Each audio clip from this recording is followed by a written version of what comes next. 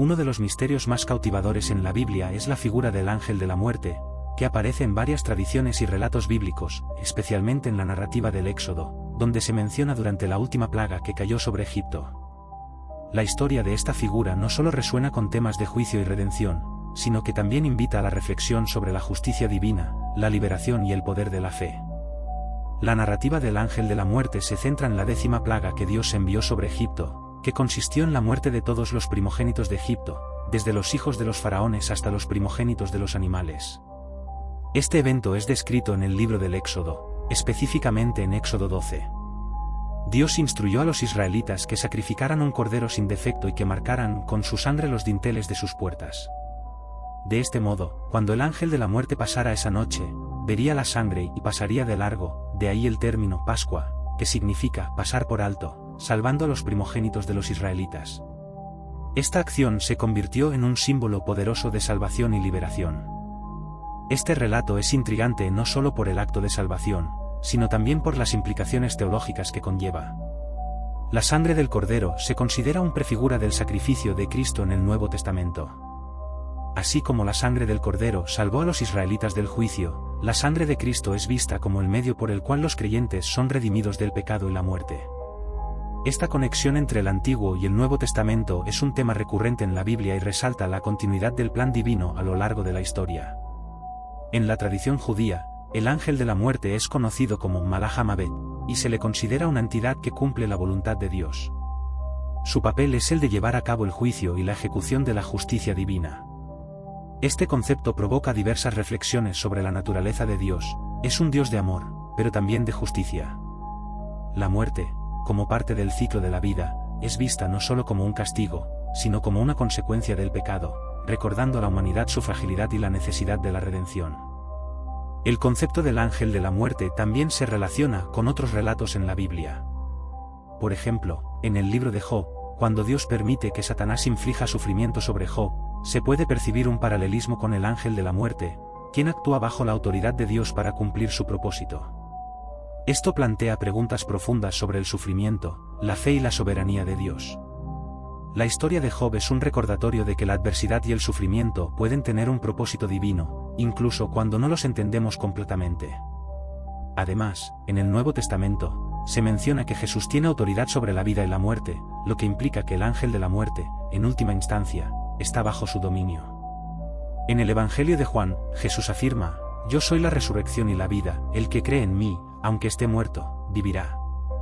Esto ofrece una esperanza renovadora y una perspectiva transformadora sobre la muerte, destacando la victoria de Cristo sobre el pecado y la muerte. Otro aspecto fascinante del ángel de la muerte es su representación cultural y artística a lo largo de la historia. En muchas obras de arte, se le ha representado de diversas maneras, a menudo como una figura oscura y temida, simbolizando la muerte y el juicio. Sin embargo, en otras tradiciones, se le considera una figura que guía a las almas hacia su destino final, ofreciendo una visión menos aterradora de la muerte. Esto refleja las distintas maneras en que las culturas han intentado comprender y lidiar con el misterio de la muerte. Finalmente, el ángel de la muerte también plantea preguntas sobre la naturaleza del tiempo y la eternidad. En la narrativa bíblica, la muerte es vista como un paso hacia algo mayor, la vida eterna. La figura del ángel de la muerte, en su función de llevar a cabo el juicio, es un recordatorio de que nuestras vidas tienen un propósito más allá de lo terrenal, y que el final de esta vida es, en realidad, un nuevo comienzo para aquellos que han puesto su fe en Dios. La historia del ángel de la muerte en la Biblia es rica en significado y simbolismo, ofreciendo profundas lecciones sobre la fe, la justicia y la redención. A través de ella, los creyentes son llamados a reflexionar sobre su propia relación con Dios, la naturaleza del pecado y la esperanza de la vida eterna. Este misterio perdura como un recordatorio de que, aunque la muerte es inevitable, la fe en Dios ofrece la promesa de una vida más allá de la muerte. Uno de los temas más intrigantes en la Biblia es el concepto del sábado, un día que se presenta como un regalo divino y un símbolo profundo de descanso, santidad y conexión con Dios. El sábado, que comienza al atardecer del viernes y concluye al atardecer del sábado, es un día que ha sido central no solo en la tradición judía, sino también en el cristianismo, aunque de maneras diversas. La raíz del sábado se encuentra en el relato de la creación en el libro de Génesis. En el capítulo 2, versículos 2 y 3, se nos dice que Dios completó su obra de creación en 6 días y en el séptimo día descansó. Este descanso no se debe a la fatiga, sino que simboliza la culminación de la creación y la satisfacción de Dios con su obra. Al descansar en el séptimo día, Dios establece un patrón que invita a la humanidad a participar en ese descanso, otorgando al sábado un carácter sagrado. Esta idea se refuerza en el cuarto mandamiento, donde se ordena a los israelitas que recuerden el día de reposo y lo santifiquen, refiriéndose al como un día dedicado a Dios, donde no se debe realizar ningún trabajo. El sábado se convierte, por lo tanto, en un símbolo de libertad y liberación. En Deuteronomio 5 y 15, se menciona que el sábado es un recordatorio de la liberación de la esclavitud en Egipto. Este aspecto de la festividad implica que el sábado no solo es un día de descanso, sino también una celebración de la salvación y la gracia de Dios. Se convierte en un momento para recordar cómo Dios liberó a su pueblo y los llevó a una nueva vida de libertad. Este aspecto es especialmente significativo, ya que invita a reflexionar sobre la importancia del descanso en la vida de las personas, así como en la necesidad de la redención. A lo largo de la historia, el sábado ha sido objeto de debate y distintas interpretaciones. En el Nuevo Testamento, Jesús se enfrenta a las autoridades religiosas por su interpretación del sábado, enfatizando que el sábado fue hecho por causa del hombre, y no el hombre por causa del sábado, Marcos 2 y 27. Este pasaje revela una tensión entre la tradición y el espíritu de la ley. Jesús realiza milagros en el sábado, mostrando que el día de descanso también debe ser un tiempo para la compasión, la sanación y la restauración. Esta visión del sábado como un día de vida y no simplemente de prohibiciones se ha convertido en un aspecto importante de la teología cristiana. El sábado también tiene un profundo significado escatológico. En el libro de Hebreos, se menciona que el sábado es un símbolo del reposo que Dios ha prometido a su pueblo. Esto se interpreta como una anticipación del descanso eterno que los creyentes disfrutarán en la presencia de Dios en la vida futura. La idea del reposo eterno se convierte en una esperanza y un aliento para los cristianos, quienes ven en el sábado una prefiguración de la paz y la plenitud que se experimentará en el reino de Dios. Además, el sábado tiene implicaciones sociales y comunitarias. En la cultura judía, es un tiempo para la familia y la comunidad, un momento para reunirse, compartir comidas y disfrutar de la compañía mutua. Esta dimensión comunitaria del sábado resalta la importancia de la relación con los demás, así como la relación con Dios. En un mundo que a menudo se caracteriza por el ritmo acelerado y la búsqueda constante de productividad, el sábado invita a las personas a detenerse, reflexionar y conectar con sus seres queridos y con Dios. El sábado también ha influido en la manera en que se entiende la semana en muchas culturas, estableciendo un patrón de trabajo y descanso que ha perdurado a lo largo de los siglos. La idea de un día de descanso semanal se ha expandido más allá de las tradiciones religiosas y se ha convertido en un componente esencial del bienestar humano y la salud mental. En un sentido más amplio, el sábado se presenta como un testimonio de la sabiduría divina en la creación, recordando a la humanidad la necesidad de encontrar equilibrio entre el trabajo y el descanso. Por último, el sábado se puede ver como un símbolo de esperanza en tiempos de crisis. En momentos de desolación, el sábado representa un espacio donde las personas pueden buscar refugio y renovación espiritual.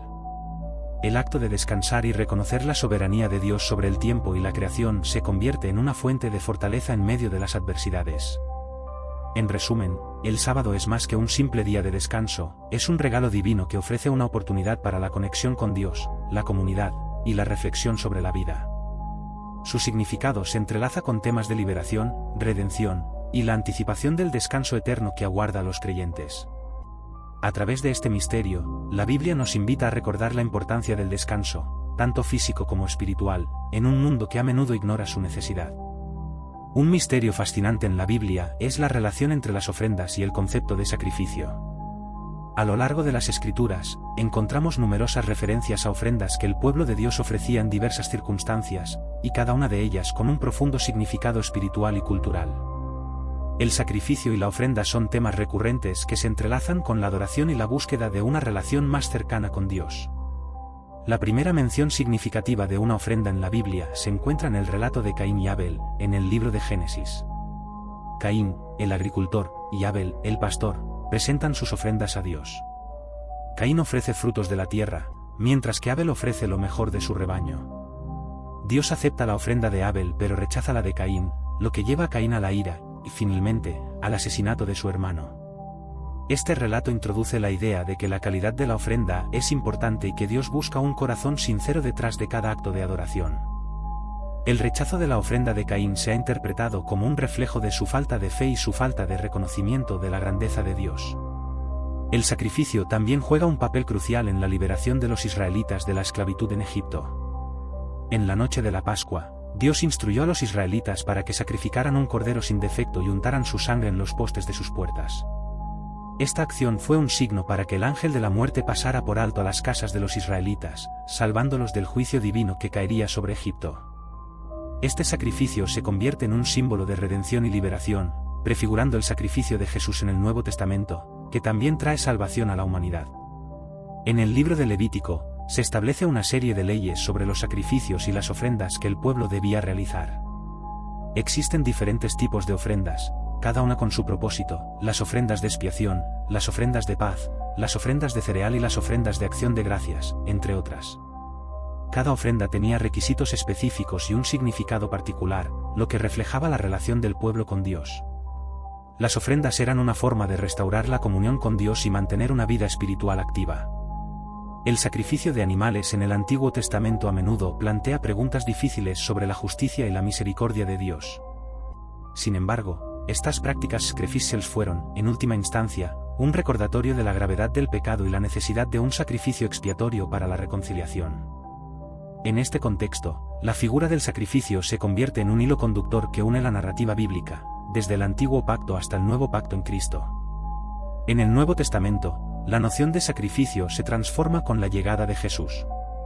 Él es presentado como el Cordero de Dios, que quita el pecado del mundo, Juan 1:29. Su sacrificio en la cruz es el cumplimiento de todas las ofrendas y sacrificios anteriores. A través de su muerte y resurrección, Jesús establece un nuevo pacto, uno que no se basa en el sacrificio de animales, sino en su propia sangre derramada por la redención de la humanidad. La carta a los Hebreos profundiza en este misterio, comparando a Jesús con los sacrificios del antiguo sistema y destacando su superioridad y eficacia. La ofrenda de Jesús también revela un aspecto profundo del amor de Dios. A través de este sacrificio, Dios no solo proporciona una solución al problema del pecado, sino que también demuestra su deseo de restaurar la relación con su creación. Esto transforma la percepción del sacrificio de ser una carga o un deber a ser un acto de amor y entrega.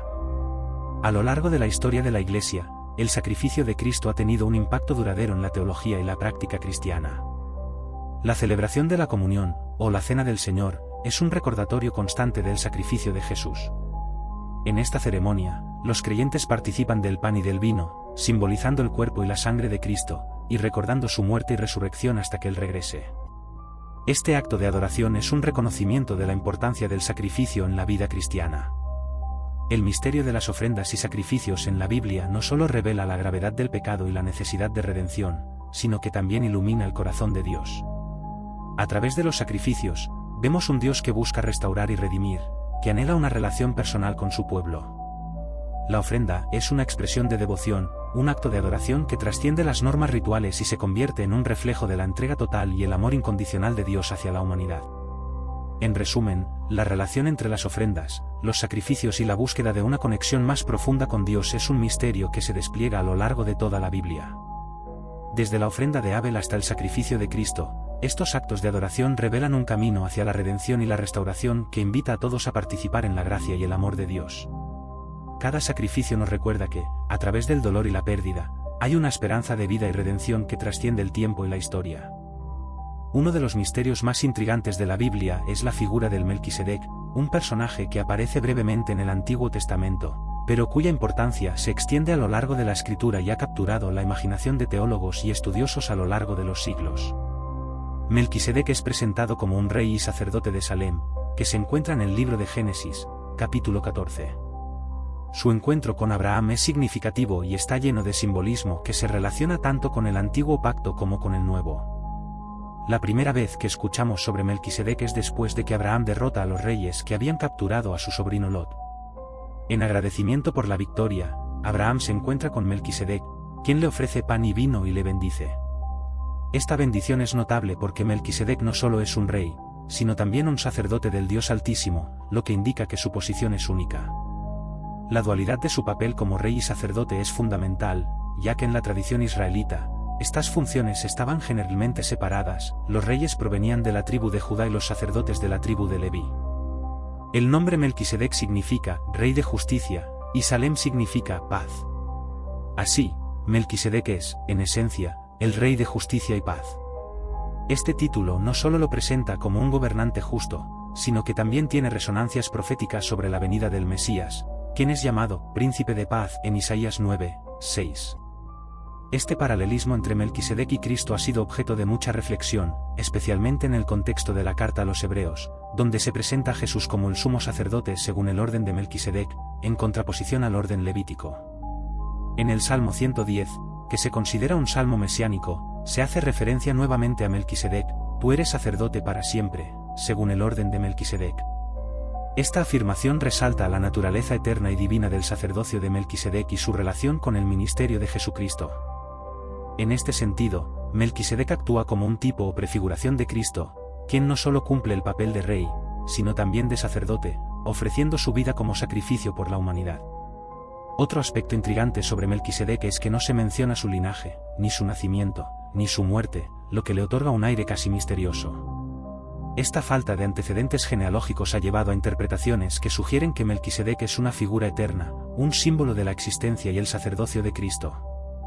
Al no tener un inicio o un fin, Melquisedec representa la eternidad de la salvación ofrecida a través de Jesús. La importancia de Melquisedec también se refleja en su ofrenda a Abraham. Al recibir el diezmo de Abraham, Melquisedec establece un principio de reconocimiento y adoración a Dios.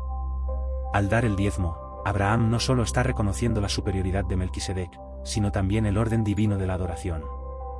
Esta acción se convierte en un modelo para las prácticas de adoración y ofrenda que se desarrollarán más tarde en la ley mosaica. A lo largo de la historia de la teología cristiana, Melquisedec ha sido visto como un puente entre el Antiguo y el Nuevo Testamento. Su papel como sacerdote de Dios Altísimo, que no está limitado a una tribu específica, refleja la universalidad del mensaje del Evangelio. En Cristo, la salvación se ofrece a todos, independientemente de su herencia o tradición. Este concepto de inclusión se reafirma en el libro de Hebreos, donde se explica que Jesús, al ser sacerdote en la línea de Melquisedec, establece un nuevo y eterno pacto que trasciende las limitaciones del antiguo sistema sacrificial. Además, la figura de Melquisedec nos invita a considerar la importancia de la espiritualidad y la adoración en la vida del creyente. Su encuentro con Abraham es un recordatorio de que la verdadera adoración se basa en el reconocimiento de la grandeza de Dios y en el acto de rendir homenaje a Él. En un mundo donde muchas cosas pueden distraernos de nuestra fe, Melquisedec simboliza la necesidad de volver a los fundamentos de nuestra espiritualidad, buscando la justicia y la paz que solo Dios puede ofrecer. En conclusión, Melquisedec es un personaje lleno de misterios y simbolismos que resuenan a través de la narrativa bíblica. Desde su bendición a Abraham hasta su representación de la eternidad y el sacerdocio de Cristo, Melquisedec sirve como un recordatorio de que la obra de Dios trasciende las barreras del tiempo y la cultura. Su figura nos invita a reflexionar sobre nuestra propia relación con Dios, recordándonos que somos llamados a vivir en justicia y paz, siguiendo el ejemplo del Rey y Sacerdote eterno. Uno de los misterios más fascinantes de la Biblia es la historia de los ángeles caídos, seres celestiales que, según la tradición cristiana, se rebelaron contra Dios y fueron desterrados del cielo. Este relato, aunque no siempre se encuentra de manera explícita en un solo pasaje, se desarrolla a través de varias escrituras, y ha sido objeto de interpretación y reflexión durante siglos. Los ángeles caídos son comúnmente identificados con la figura de Satanás, el adversario por excelencia en la teología cristiana, y su historia está llena de simbolismo y advertencias. La narrativa de la caída de los ángeles está implícita en varios pasajes de la Biblia. Uno de los más citados es Isaías 14, 12-15, que menciona a un ser llamado Lucero, que cae del cielo. Este fragmento ha sido tradicionalmente interpretado como una referencia a la caída de Satanás, aunque el contexto original habla del rey de Babilonia. Sin embargo, la conexión entre el pasaje y la figura del diablo se ha hecho evidente a lo largo del tiempo, en particular debido a su descripción de la arrogancia y la eventual humillación de este ser. Lucero aspiraba a ser como Dios, deseando ascender a los cielos y establecer su trono sobre las estrellas. Su deseo de usurpar el lugar de Dios fue su perdición. Otro pasaje relevante se encuentra en Ezequiel 28, 12-17, donde se describe al rey de Tiro. Aunque este texto se refiere en un sentido literal al rey humano de Tiro, su descripción, que incluye referencias a su belleza y sabiduría, ha llevado a muchos a interpretarlo como una alegoría de la caída de Lucifer. En este pasaje, se dice que fue creado como un ser perfecto, lleno de esplendor y sabiduría, pero que su orgullo y su deseo de ser adorado llevaron a su caída. La imagen de la joya y la perfección en la creación sugiere que estos ángeles eran seres de gran belleza y poder, pero su elección de rebelarse contra Dios resultó en su condena. La revelación del Nuevo Testamento proporciona más luz sobre esta narrativa. En Apocalipsis 12, 7-9, se narra una guerra en el cielo en la que Miguel y sus ángeles luchan contra el dragón, que se identifica como Satanás, y sus ángeles. La batalla culmina en la derrota de Satanás y su expulsión del cielo, lo que simboliza el conflicto entre el bien y el mal. Este pasaje no solo describe la caída de Satanás, sino también la continua lucha entre las fuerzas de Dios y las fuerzas del mal en el mundo. El destino de estos ángeles caídos es otro aspecto intrigante. En 2 Pedro 2, 4 y Judas 1, 6, se menciona que Dios no perdonó a los ángeles que pecaron, sino que los arrojó al infierno y los encerró en cadenas. Esto sugiere que, aunque los ángeles tienen un libre albedrío, su rebelión tuvo consecuencias irrevocables. El concepto de juicio y condenación resuena en la narrativa de los ángeles caídos, recordándonos la justicia divina y la seriedad de la desobediencia. La influencia de los ángeles caídos en la humanidad es un tema recurrente en la Biblia. La tradición sostiene que estos seres no solo fueron desterrados, sino que también han estado activos en el mundo, buscando desviar a la humanidad del camino de Dios. En Génesis 6, se hace referencia a los hijos de Dios que tomaron como esposas a las hijas de los hombres, lo que ha sido interpretado por algunos como una alusión a la interacción de los ángeles caídos con los humanos, dando lugar a la aparición de los Nefilim, criaturas de gran tamaño y poder. A lo largo de la historia, la figura de Satanás y los ángeles caídos ha servido como un recordatorio constante de la realidad del mal y la tentación. Estos seres son presentados como astutos y engañosos, capaces de influir en los corazones de las personas, distorsionando la verdad y llevando a la humanidad a la perdición. En este sentido, su existencia subraya la importancia de la vigilancia espiritual y la necesidad de aferrarse a la verdad de Dios. La enseñanza de los ángeles caídos también nos invita a reflexionar sobre el libre albedrío. Aunque fueron creados como seres perfectos, eligieron rebelarse contra Dios. Este principio se extiende a la humanidad, recordándonos que nuestras elecciones tienen peso y que, aunque somos libres para elegir, nuestras decisiones pueden tener consecuencias eternas. La historia de los ángeles caídos es, en última instancia, una narrativa que nos lleva a considerar el poder del amor y la gracia de Dios. A pesar de la rebelión y la caída, la historia de la redención a través de Jesucristo ofrece esperanza. El sacrificio de Cristo no solo proporciona un camino para que los seres humanos sean restaurados a una relación correcta con Dios, sino que también asegura el destino final de Satanás y sus seguidores. En el Apocalipsis final, se promete la derrota completa del mal, donde los ángeles caídos y Satanás serán arrojados al lago de fuego, sellando así su destino y restaurando la justicia en la creación de Dios. En conclusión, los ángeles caídos son un misterio que revela verdades profundas sobre la naturaleza del mal, el libre albedrío y la justicia divina. Su historia nos desafía a considerar nuestras propias elecciones y nos recuerda que, a pesar de la rebelión en el cielo, siempre hay esperanza de redención a través de la fe en Cristo. Este relato nos invita a permanecer firmes en la verdad, a resistir la tentación y a confiar en la promesa de la victoria final de Dios sobre el mal.